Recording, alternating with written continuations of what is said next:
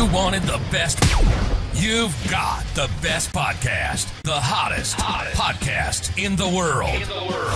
The Chris Voss Show, the preeminent podcast with guests so smart you may experience serious brain bleed. The CEOs, authors, thought leaders, visionaries, and motivators.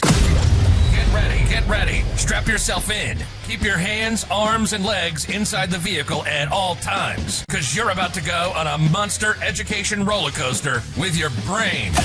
Now, here's your host, Chris Voss.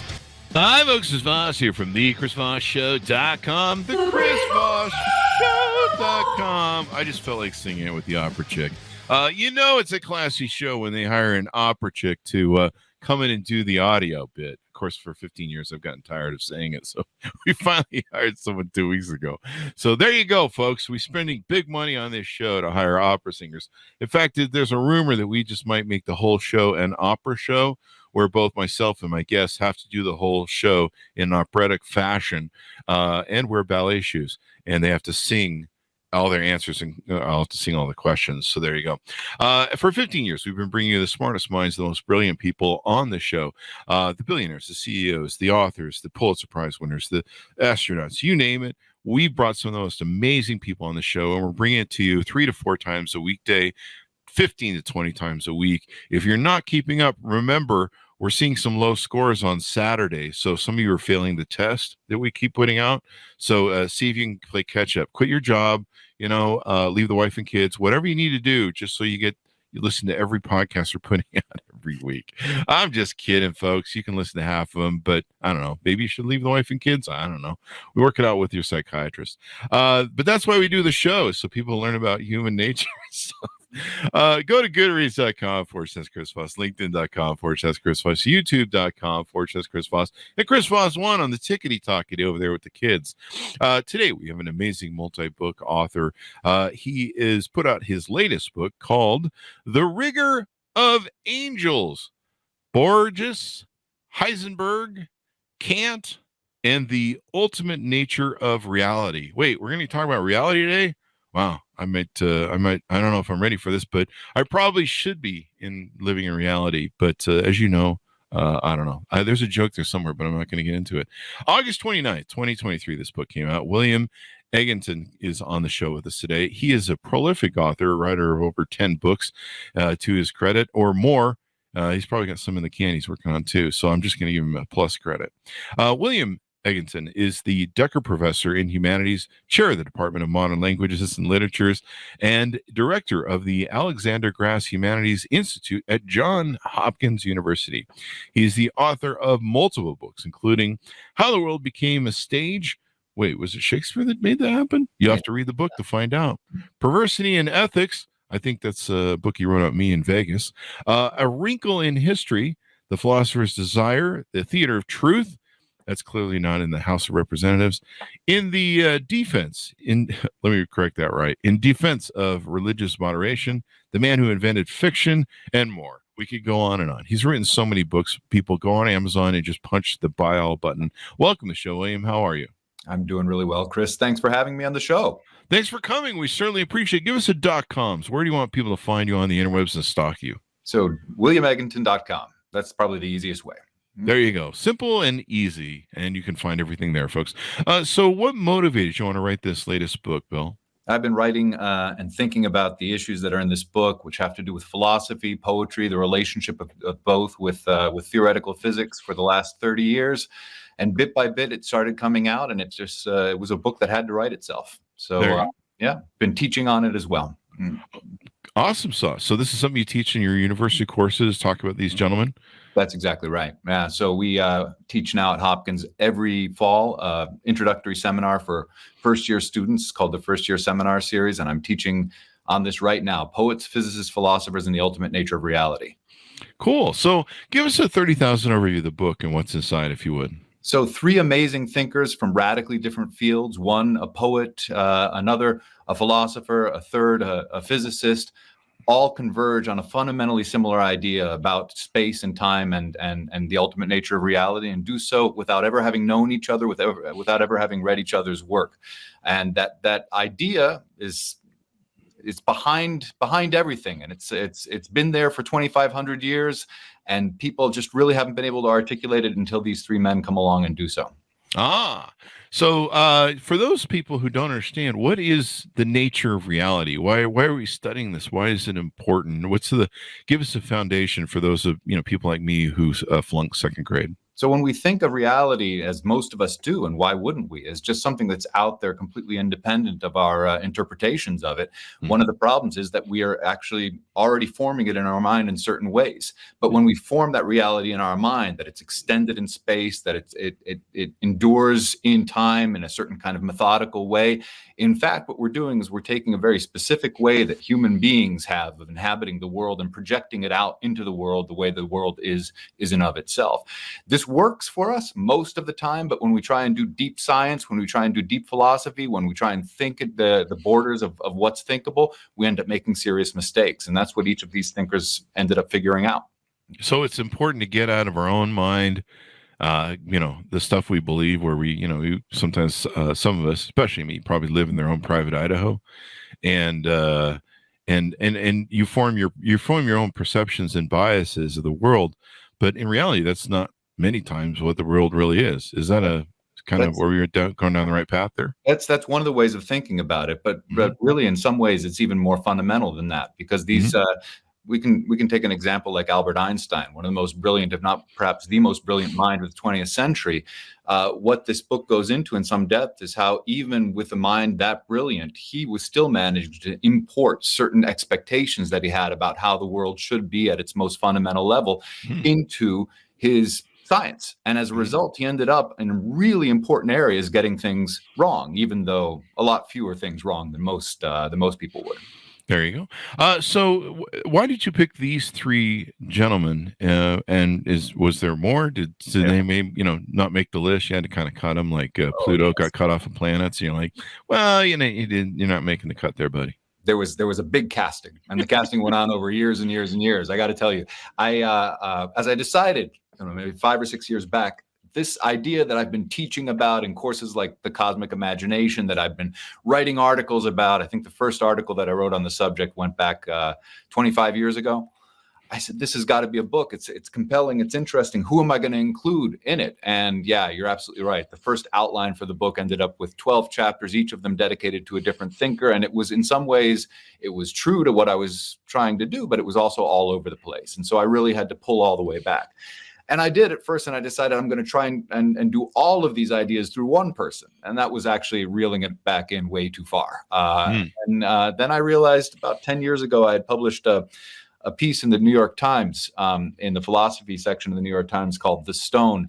And there they were. Those exact three thinkers were there. And I said, oh, well, it's been staring me in my face the entire time. That's who I need to write the book about. And then it was the process of getting to know them through their biographies and living with them for 5 years. And that was an exciting discovery.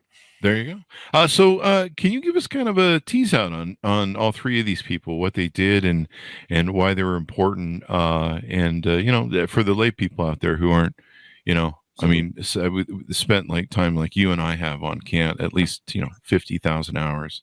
We'll start with Immanuel Kant. I'm sure those are the number of hours you have to spend on anything to become an expert. That's true. That's right. Immanuel Kant is considered by some to be the modern, the father of modern philosophy. He's a German, actually Prussian thinker from the late 18th, early 19th century. Died in the early 19th century. Systematized philosophy. So when we talk about academic philosophy as sort of modes of thinking that were established as in a university curriculum, this is the guy who really invented it. He wrote literally wrote the book on it.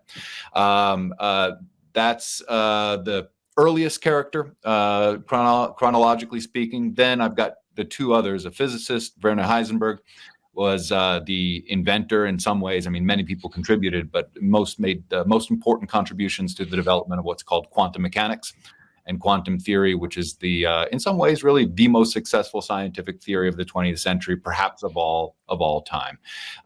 And really interesting life, involved having to make fundamental choices about whether to leave Germany during World War II. Spoiler alert, he ended up staying.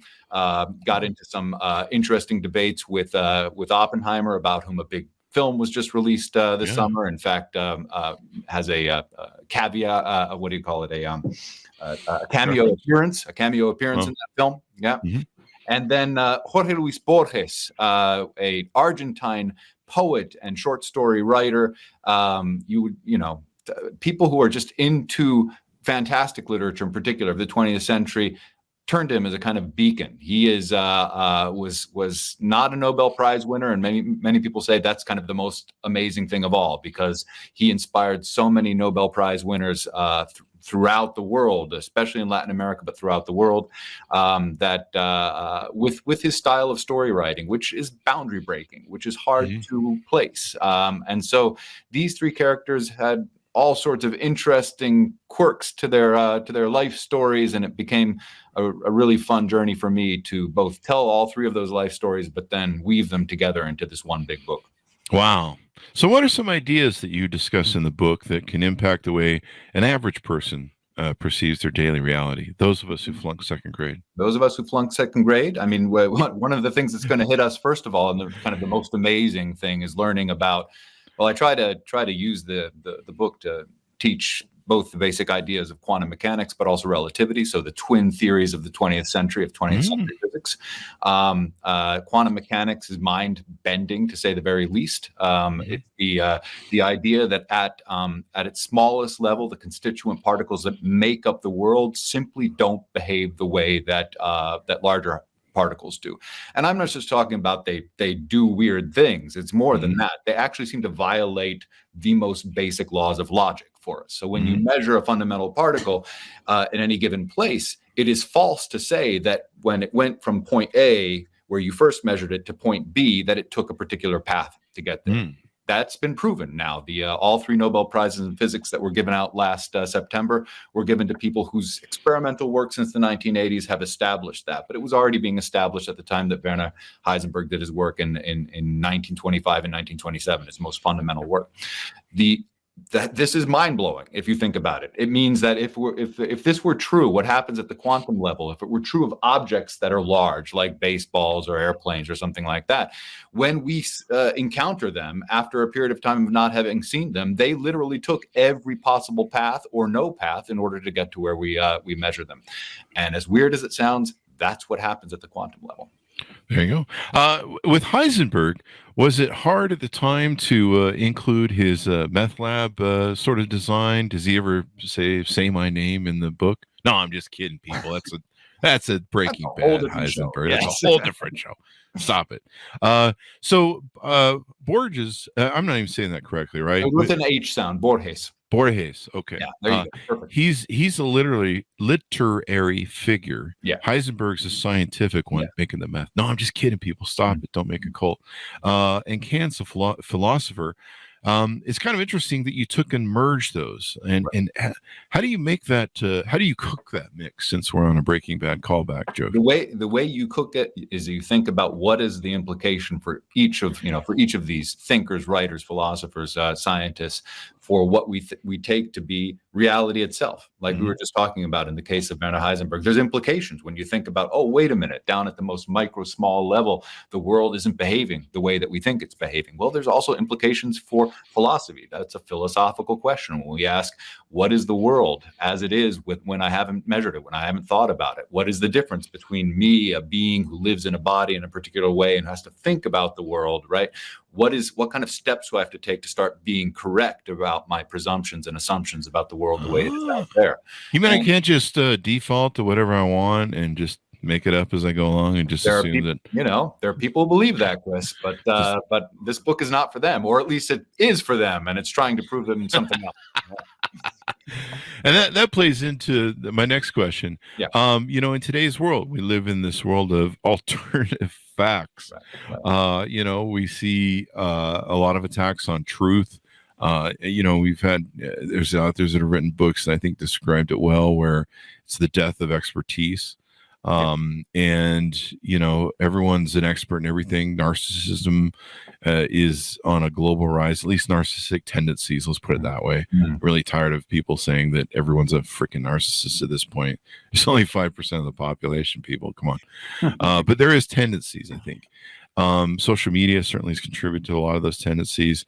So in today's world of you have politicians that are bending reality, that seems to be a populist thing. Everybody's kind of on the find your own truth. They go on social media and they just kind of find their vein of it reinforces whatever they believe or whatever they think their reality is, and they can find lots of validation for it. So it's the Dunning-Krugers of the world not only can find their poison of whatever bullshit they want to believe, they can find a million other people that used to that believe in that. In fact, there's a comedian that makes a joke that, before the internet, the stupid people couldn't find each other. So it was easy to keep them, under control. Now they can go on the internet. So why is, your book important in keeping people down to reality and perception and understanding what's going on with their brains? Look, it's a great question. I mean, the lessons that we learn from something as complex and expert necessary as quantum mechanics, in some ways you could say, well, what does that have to do with this macro reality that I live in that has political vectors and people engaging in conspiracy theories? And on the one hand, I'm not claiming that it does, in the sense that, learning something about quantum mechanics is going to directly impact your ability to decipher the real world as it is. On the other hand, it honestly has quite a lot to do with it, because if you can, to go back to the example that I used before, if a scientist as discerning, as important, as brilliant as Albert Einstein was so convinced that the world must be in a certain way, namely it must be smoothly extended in space and time in some fundamental way, and so convinced of that he said, no, what Werner Heisenberg and these others are discovering about what we call now quantum leaps, a quantum discontinuity, the fact that at a microscopic level, reality doesn't behave like that at all. He was so convinced of that he refused all scientific evidence to the contrary of his opinions until the day of his death.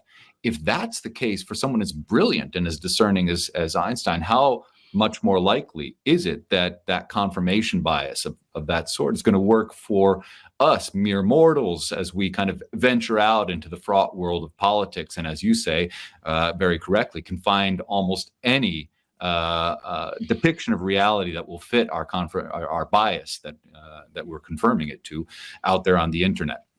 So the truth of the matter is, yes, it's very likely to work that way, and I'm hoping that the cautionary tale of these kind of scientists, these kind of philosophers, will help reverberate them and give us ways of thinking about reality that are going to help inure us to that sort of thinking.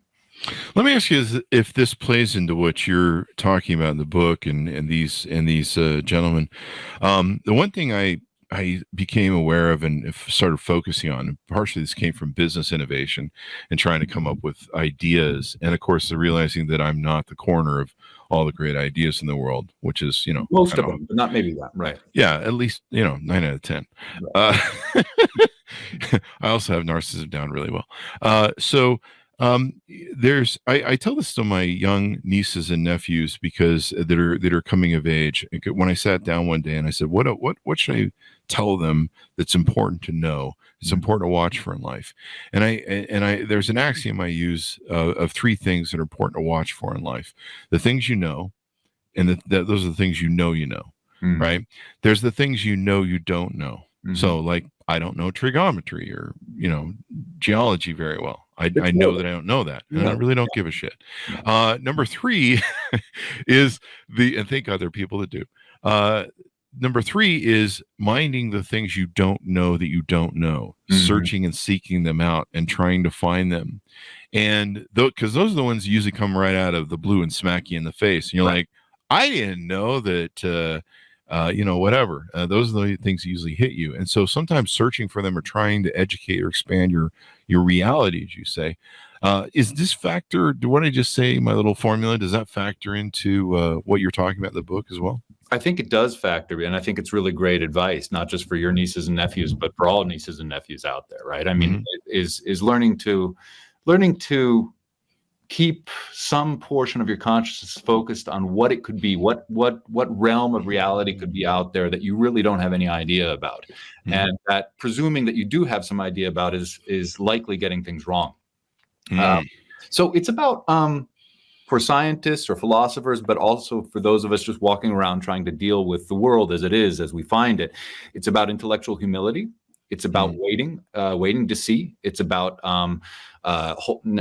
just not presuming that the next thing that's going to fire up across your internet screen is the God-given truth, and you're ready to make a pronouncement on it and have an informed opinion. No, maybe there's something that you're not ready to have an informed opinion about because you're not informed on it yet.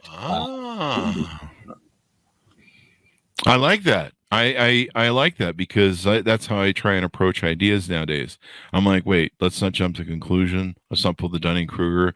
Let's get some more data. And I have people ask me, I'll get like a message or something or an email or something on social media, and people are like, hey, what do you think about this? It's the latest whatever thing. I remember somebody wrote me during the Las Vegas shooter thing, I think 2017. Somebody wrote me, and I just woken up, and they had asked me to comment on what was going on in Las Vegas. And I wrote a whole message back to them going, I don't know, they go, I think there's a shooting in Vegas. I'm like, yeah, that's Vegas. I just wrote this off the cuff thing to somebody as a reply. And then as I was about to press send, I was just like, yeah, whatever, it's Vegas. I'm sure it's no big deal, whatever. It's probably some bullshit, I was about to hit send. I was like, maybe I should go on social media and find out what the hell's going on. Right. And, that was an example of where my brain clearly was like, hey, you need to maybe find out what's going on. I like this term you use, though, intellectual humility. Right. Tell us what that is, if you could maybe give us a little bit more ways, delving. If you think about it, people, I think often if you were to say, look, what does science tell us about? And this goes kind of to the title of the book, right? Well, it tells us about reality. It tells us, it uses the tools of science that are so fantastic, that have been developed over centuries now, to plumb ever deeper into reality and tell us the truth about the world. But that kind of misses part of the fundamental picture of science, which is that science, in order for science to work, there's something called the scientific method. And the scientific method is about making hypotheses, trying to go out and test those hypotheses, and being ready for them to be wrong. And when they're wrong, looking around for a new hypothesis, testing that, and maybe something that you've been convinced about for a long, long time, like, say, Newton's laws of physics that he derived in 1666. Maybe they're good for eternity, but you know what? We don't know. Or it may be that in 1905, along comes Albert Einstein and upturns the entire world by showing, well, no, actually, it's just that you weren't looking hard enough. And now here's a new set of laws that explains the old ones, and then explains all sorts of things that you were just kind of hiding under the rug because the old ones weren't explaining them. Intellectual humility, never deciding that you've reached the end. There's always something new. Something can always change upturn the table again. Always. There you go. That makes me laugh because I had seen a TikTok video of some woman who was going, we didn't have gravity until it invented it. You're just like, what? It was so much fun. I mean, we could float around. It was great. Yeah, it was great. He really screwed things up, actually, when you think about it, because that gravity thing was, we were having a lot of fun with that, but he screwed the pooch on that one. The interesting thing about all of this is, you need to take and understand. We need to take and look at reality, like you're talking about, and where we go forward, and we, what more do we need to learn? Do we need to have a bigger picture? Do we need to understand things more? An important aspect of what I approach, and I think what a lot of people don't do with their reality in science, is I love how people in science look at things as a theory. And so I've learned to talk about my ideas or what I believe in as like, well, this is my current theory on that. Right. Because I recognize it's evolving. And in the age that we talk about of Dunning-Kruger and people live in their own private Idahos, they're always throwing shit at science lately, the death of expertise, if you will, where they're like, well, sometimes science is wrong. And you're like, no, science operates off a theory base where it's evolving and changing, as you mentioned before, could completely go a different way. Maybe, I don't know, the gas runs out that supports I don't know, I'm just making shit up, that supports gravity, and like one day we'll be like, hey, I mean, that or someone will invent a pill that can make me less fatter and make me float. That would be nice. If I could weigh about 5 pounds less or something gravity wise, can we get some help on that? So I love that concept. Do you want to address that, where people kind of have this idea that, of science skepticism out there? I think what people don't realize is that the skepticism that they're, supposedly kind of using to debunk science is already built into science. That's like the very idea of science. Science is skepticism in practice. Science is, hey, this may not be right, but you know what? We're going to provisionally assume it's right because that assumption is helping us with the data so far. But you know what? There's a whole section of the data that's not crunching well. So we've got to be open-minded about that. And now we have to actually come up with a new explanation. That's what scientists do. They do it literally every day. So the idea that somehow, that's actually, and maybe that's also on us. And when I say us, I mean maybe the university folk or people who are kind of, talking about the way they do science. I think about this during the pandemic a lot. So much of the credibility problem with what was happening with the CDC came from making pronouncements and then failing to say, this is based on what we currently know. This is based on our best guess right now. But as you just said, when your approach to life, that it's my theory and it's evolving, that's always the case, especially for something that's moving as fast and is as politically and socially important as a pandemic. Slow down, right? Of course you're going to need recommendations, but those recommendations can only be based on our best science right now. And guess what? That could change. And we saw that over and over again. That's not a weakness of science. Yeah. That's strength. Yeah. And it's interesting, this attack that people have on it. People don't remember how fluid that situation was and how everyone was kind of thrown off their rails. That's right. And then of course it was a fast moving death machine. That's right. So there's a lot of people that are like, hey, the lockdown was bad, and they forget the reality is they had to do that because the hospitals would have been overwhelmed with people that were sick. I mean, you would have had people maybe that were even in the hospital with other ailments, maybe on kidney dialysis or cancer. It was gonna overwhelm the system, and you would have a collapse. And we needed to stall time. We were buying time. That's stalling right. To try and get it. Otherwise, it would have been an apocalypse. Well, and in some cases, it seemed to be at the time approaching those kind of numbers, right? I mean, think about New York in the first months of the pandemic. That's it. Remember the phrase that was used at the time. That was one of the phrases that really went down and turned out to have been the correct way to think about it, flattening the curve. You try and slow down the number of people getting it at one time so that hospitals can do their job, so that they can try and save people, that they have enough respirators to be used. I mean, that's exactly right. Yeah. And even then, a lot of people through shade and of course, conspiracy and all the bad shit that went on, which is sadly how people react to something that they don't understand, or about something that is so horrific they can't put their minds around it, which seems to be a default for a lot of people. But that's a really good example of people having a hard time with the reality of it, because their reality has suddenly been changed. And even now I hear people say, when do we get back to what life was like before then? I'm like, I don't think it's ever going to come back. And then the interesting thing about COVID was you had so many scientists that were still wary, even then when it seemed like we passed the worst of it, then that new variation came along that actually went worse with the sicknesses and deaths. Right. And it went next level. And, even now you hear of, they've come out with, I think there are 4 or 5 different vaccines now they've issued, maybe 4 or 5. And scientists are like still going, hey, things, some new variant can come out that then ends up going next level.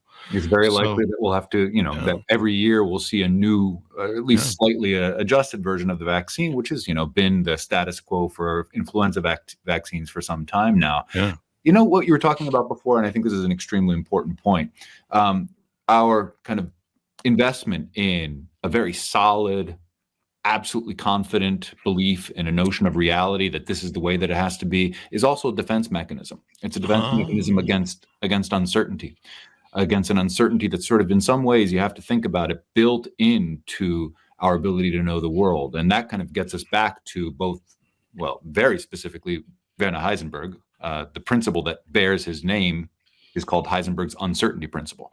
Oh. And what he not just argued, but showed mathematically was that there is a built-in uncertainty to how closely we can observe the world. You get down and you can finally nail down with absolute precision where a particle is. You're never going to know how fast it's moving. Or you can figure out exactly how fast it's moving. Guess what? You're never going to know exactly where it is. And that's impossible. It's impossible to do both. So that uncertainty, you get to a certain limit, you can't get any more certain than that. And that principle is also found in the poet Borges, in his work, in Kant's understanding of our relationship to the world as it is out there. There you go. There's this line always comes back to me a lot, the line from the movie Network. And there's two facets to it. The part where I'm mad as hell, I'm not going to take it anymore, and go yell and scream and make change. But this always reminds me, this discussion like this reminds me of the segment of that line that precedes it.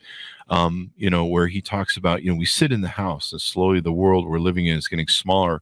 And all we say is, please leave us alone in our living rooms. Let me have my toaster and my TV and my steel belted radios. And I won't say anything. Just leave us alone. Give me a modicum of peace, if you will. Mm-hmm. And it seems like, the world's moving faster. AI, I think might challenge our thinking of reality, or might change our reality. I'd like your thoughts on that in a second. But, it seems like what we're talking about is that people have this, that, like you mentioned, that security, that safety. It could also be laziness too. Mm-hmm. Like, Jesus, I don't have to learn anything more. I mean, I flunked second grade. The callback of this show. It sounded better than kindergarten when we wrote the joke. Yeah, but second grade, there's a certain stature that you arrive at. Who flunks that, for Christ's sake? The very idea that there's tests that you can flunk in second grade is already a problem. Come on. Yeah, who's testing second graders, you evil people? We need a show on that. Yeah. Get in that 60 minutes. So we need to have less lazy brains, and I think we need to recognize our laziness. Is that what we need to do? We need to recognize that we're not living in reality. And are we ever going to live like, if I read your book, am I suddenly gonna have an epiphany about I'm living in reality, and I'm not doing any of my own stupid shit? Or do we have to constantly fight and claw to go, what is reality, and live in the present? And then I think it's more the latter, right? It's the understanding that, what's going to set us on the wrong path is the belief that we either already have access to that ultimate reality, or that we can ultimately get there, as opposed to understanding that our reality is always going to be subject to new knowledge. It's always going to be subject to interpretations, to new perspectives that ultimately, and if you will, that's because the word is ultimate in the title, what that ultimate nature of reality is, it's relational. It means that we are always in relations with others when we are coming up with our version of reality. And anytime we go back to it and try and say, no, this is it, this is the way it is and the way it's always going to be, right? Then, next thing we know, we may have a new perspective that's arising. And being ready and open to that, and say, okay, ready and open, that this doesn't mean that you can't have passion. This doesn't mean that you can't, argue with conviction for the things that you believe in, but you're listening to the other side. You're open to those other perspectives when they come around. Very important. I'm trying to do that with politics more and more. My audience has, of course, heard me talk about this before. I've gone from one side to the other, and now I find myself in the middle. And I try to look at both parties and what they're doing, and I see myself as an American is the most important part of that equation. I don't see myself as a party person, although I'm a moderate Democrat, full disclosure. But I find myself at the very middle, where I'm looking at both parties, and I don't like either extremes of either party. Right. But I try and look at people now as an American, which is the most important party, folks, above all. And I say, okay, what is this person on right or left trying to accomplish? What do they want? And what do they really want? Not what they're trying to apply it. And so then from there I can go, well, if this is important to them, this is what they're trying to achieve it, but the way they're going about it is really the wrong way, or a way that we can't meet in the middle. How can we bridge that gap and negotiate something where we can all just get along, in the classic words of that one gentleman? Do you think that AI is going to really give us some challenges to reality. It's probably going to rock our world if it hasn't already. If you watch what's going on, even I, who tries to keep an open mind at what we've been talking about, I'm just white knuckling, gripping the roller coaster ride right now, just going, for the love of God. What do you think? Is it going to become harder for us to, get out of our ways? Are we going to become more stuck in them, or is it going to be a huge separation of minds? Yeah, unfortunately, it's going to get better before it. going to get worse before it gets better. Sounds like my first 5 marriages. Right. And I think the issue there is precisely, and it is not far afield from what we're talking about at all. Mm-hmm. If your conviction is that you've got access to some ultimate version of what reality is, and you engage, as we often do, as it turns out in retrospect, you might find out that you've just been engaging with opinions that are chatbot generated, right? Or that you've been looking at images that have been doctored up by extremely sophisticated AI, something else, so-called deep fakes. Mm-hmm. That prior conviction about access to reality is going to make it more and more difficult for you to autocorrect, right? More and more difficult to step back and say, wait a minute, maybe I'm not getting the full picture here. Yeah.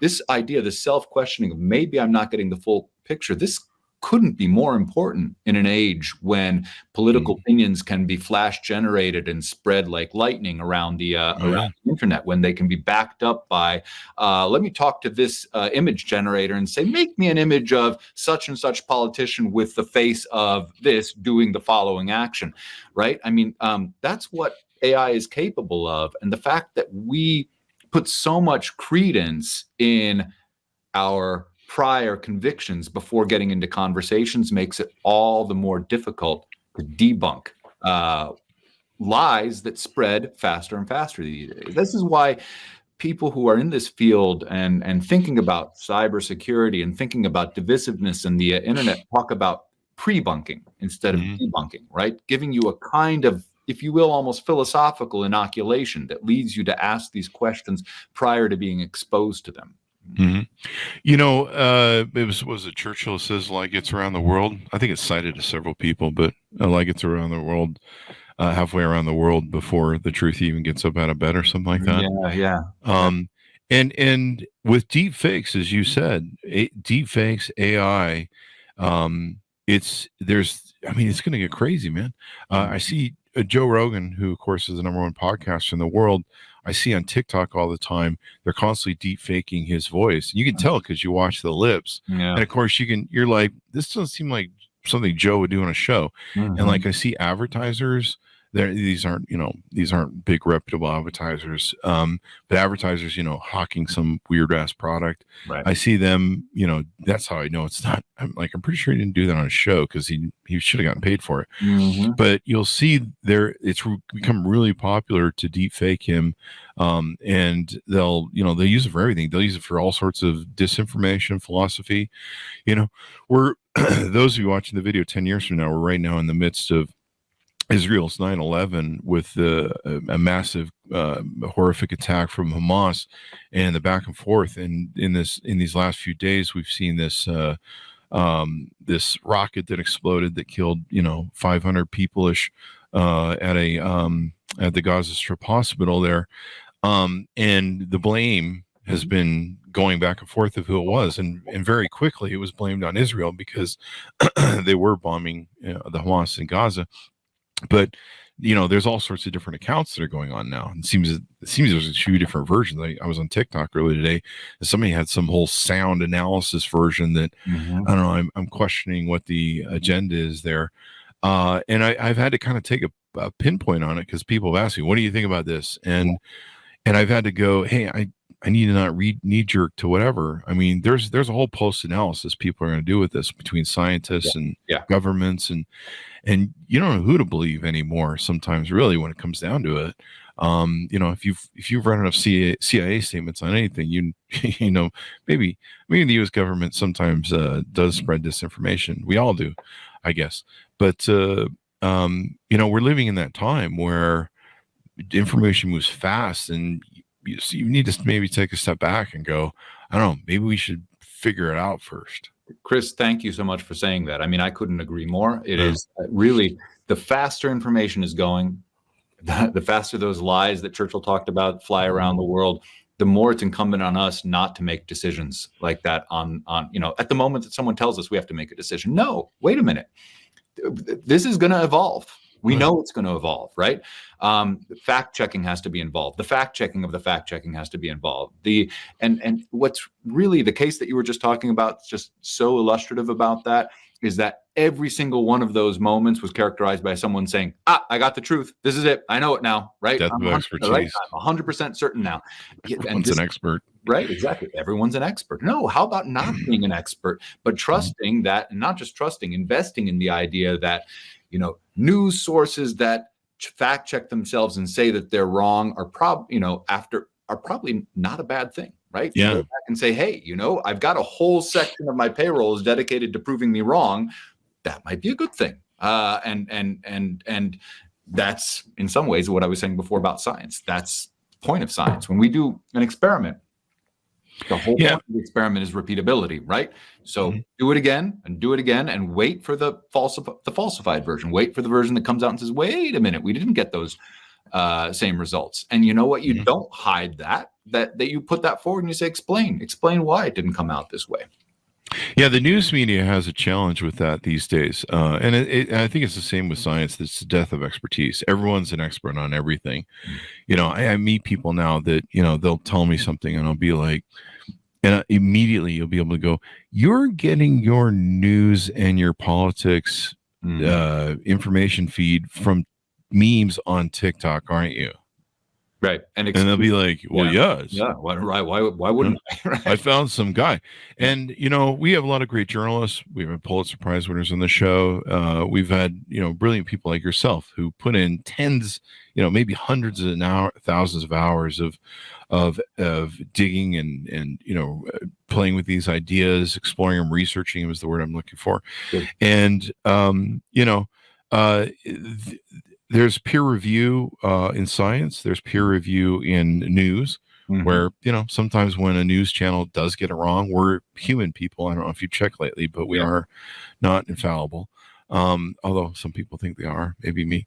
But the peer reviews are important, and sometimes we get it wrong, and that's where I think people really fuck it up. Is they go, oh well, science got this wrong, or science got, they nitpick it with their armchair thing. But this guy on TikTok, who's in his mom's basement, he's got it. Do you think that I know we're going a little long here, but my final question for you: do you think that one of the problems with these reality things, and when we search for them, is sometimes people believe that the reality is just too shocking or so overwhelming to come with them, that they embrace conspiracy theories, that reality is too much? Or why is it that people embrace conspiracy theories and go on their own private Idaho of reality? I mean, that is conspiracy theories in some ways is the ultimate version in the political sphere of what I'm talking about when I say in the title of the book, The Rigor of Angels. This comes